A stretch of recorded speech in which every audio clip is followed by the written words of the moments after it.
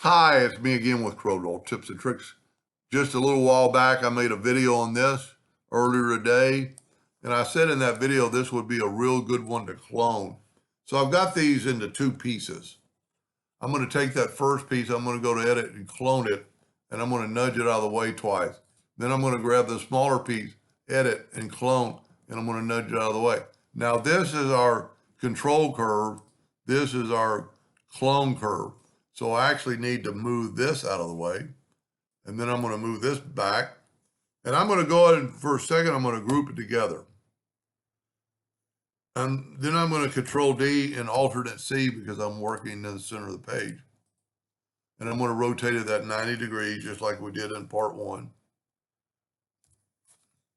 I don't know why it does that sometimes.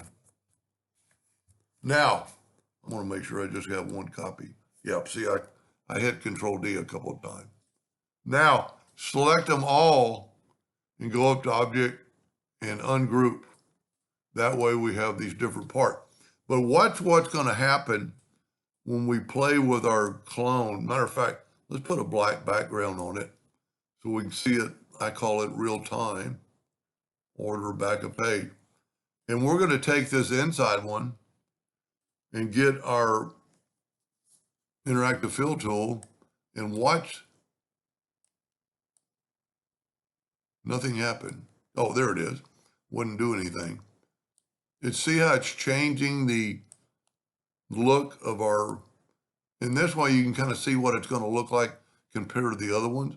I mainly wanted to do the inside or do the outside because see, remember that black part right there? Well, we could take and have it completely go away or actually make it more. That's pretty cool. Maybe bring that up, take that away, bring this one up. Let's put an orange on either side of that black. Wow. Just kind of illuminates the black box. And see, you could change colors. Let's make this one, totally messed up. That's because I did not pick it. I need to pick that one. Get back to the interactive fill tool and let's make it a different color. I mean, look at that. A lot of possibility. I like this because it looks like it's going in the shadow. Matter of fact, now I don't like the black box. Let's see what happens when we take that black box away. You can just double click and get rid of the black box. I kind of like it. And then you could still spin it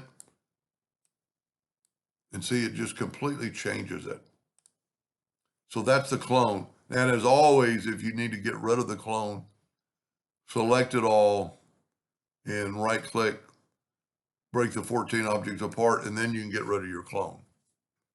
Anyway, hope that gave you an idea or two, and thank you for watching.